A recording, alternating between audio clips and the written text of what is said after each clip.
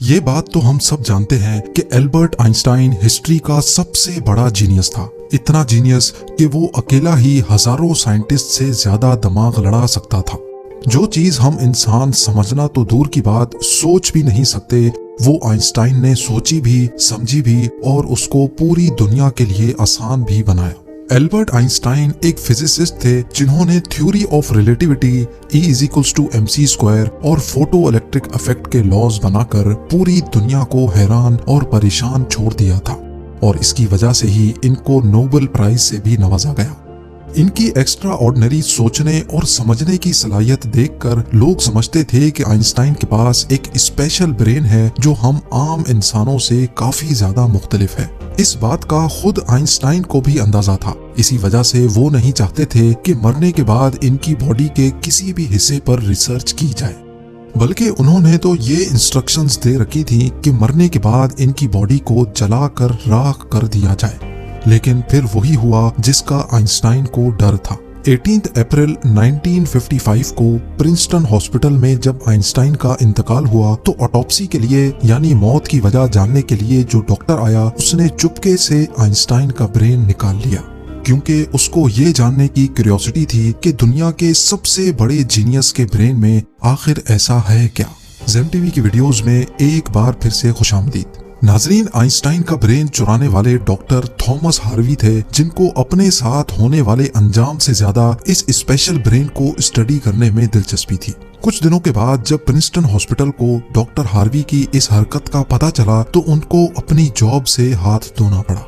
लेकिन doctor Harvey Einstein के बेटे हंस अल्बर्ट से जैसे तैसे करके ये परमिशन लेने में कामयाब हो गए कि वो उसके बाप के स्पेशल ब्रेन के अंदर छुपे राजों से पर्दा उठाकर उसको दुनिया के सामने लाना चाहते हैं। इस दिन के बाद से शुरू हुआ इस ब्रेन का एक लंबा तरीन सफर। डॉक्टर हार्वी एक पैथोलॉजिस्ट थे जो सिर्फ पोस्टमार्टम करना जानते थे। ये उनका सिर्फ ख्याल था कि वो इतने बड़े जीनियस के ब्रेन पर रिसर्च कर पाएंगे। अब कंडीशन ये थी कि डॉक्टर हार्वी प्रिंसटन हॉस्पिटल की जॉब से भी हाथ धो बैठे थे और अपने पैथोलॉजिस्ट का ओहदा भी।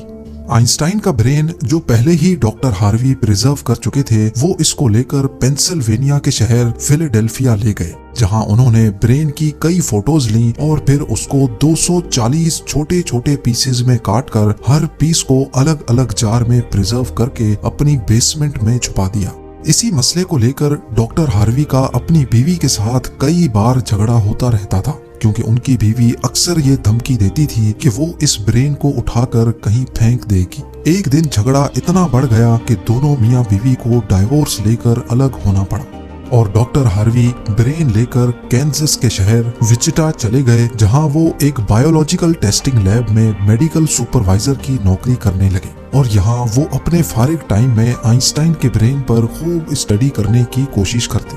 इसके बाद कई बार वो अलग अलग जॉब छोड़कर मुख्तलिफ शहरों में ये ब्रेन लेके घूमते रहे।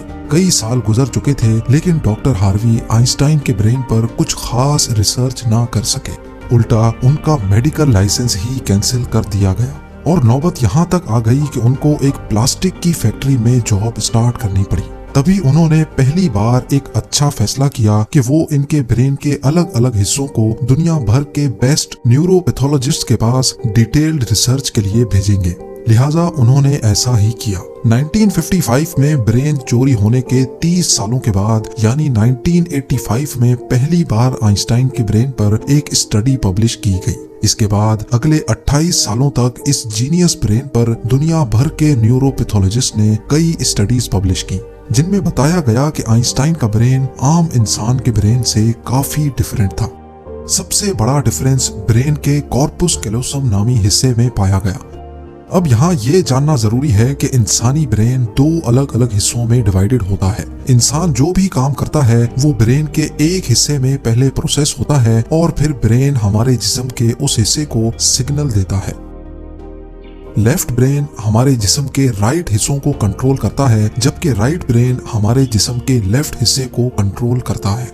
इसके अलावा 90% इंसानों का लेफ्ट ब्रेन बोलने, समझने, मैथमेटिकल कैलकुलेशंस और राइटिंग यानी लिखने के दौरान काम करता है, जबकि राइट ब्रेन के पास क्रिएटिविटी, शेप्स को पहचानने, आर्ट और म्यूजिकल स्किल्स की जिम्मेदारी होती है। अब आप भी ये सोच रहे होंगे कि इस सब में कॉर्पस कैलोसम का क्या काम है।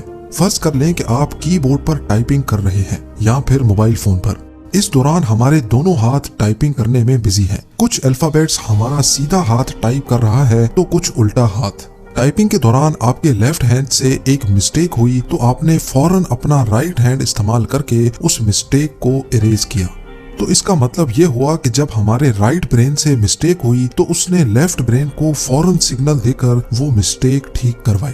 ब्रेन के दोनों हिस्से आपस में जिस चीज के थ्रू कम्युनिकेट करते हैं उसको कॉर्पस कैलोसम कहा जाता है। और आइंस्टाइन का कॉर्पस कैलोसम आम इंसानों के मुकाबले में कुछ ज्यादा ही बड़ा था, यानी उनका लेफ्ट और राइट ब्रेन का आपस में बहुत स्ट्रॉन्ग कनेक्शन था, जिसकी वजह से आइंस्टाइन एक ही वक्त में काफी कॉम्प्लेक्स प्रॉब्लम्स और सिचुएशंस को इमेजिन कर सकते थे।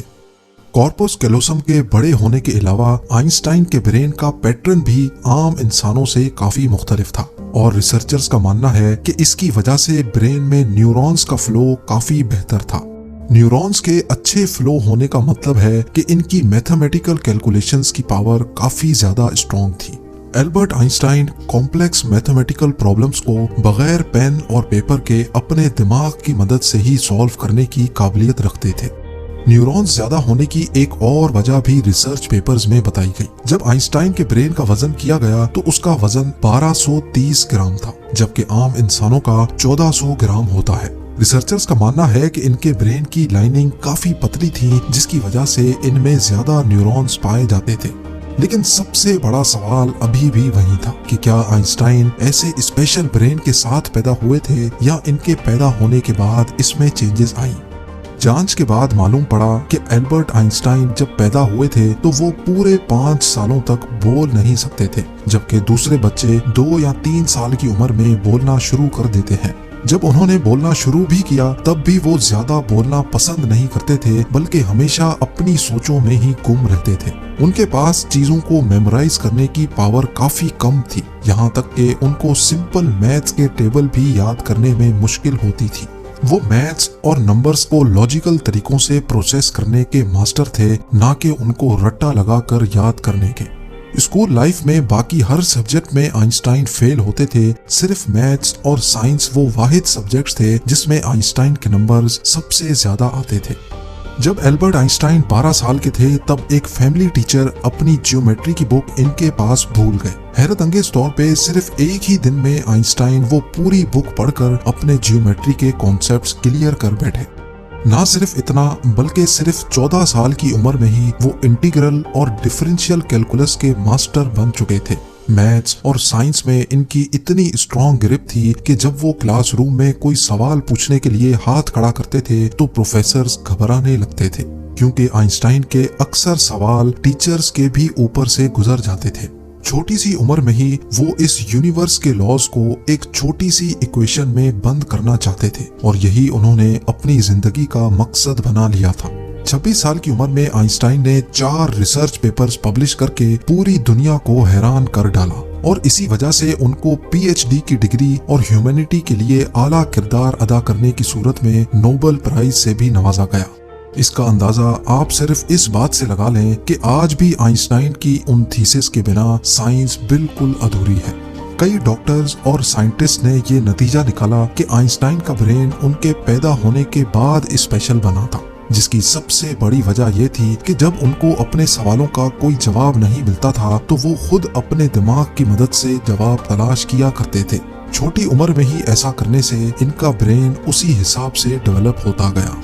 आज भी आइंस्टाइन का ये एक्स्ट्रा ऑर्डिनरी ब्रेन अमेरिका में वाक़े द मर्टर म्यूजियम में मौजूद है, जिसको बड़ी हिफाजत से माइक्रोस्कोपिक फिल्म्स में प्रिजर्व करके रखा गया है। उम्मीद है जेम टीवी की ये वीडियो भी आप लोग भरपूर लाइक और शेयर करेंगे। आप लोगों के प्यार भरे कमेंट्स का बेहद शुक्रिया। मिलते हैं अगली शानदार वीडियो में।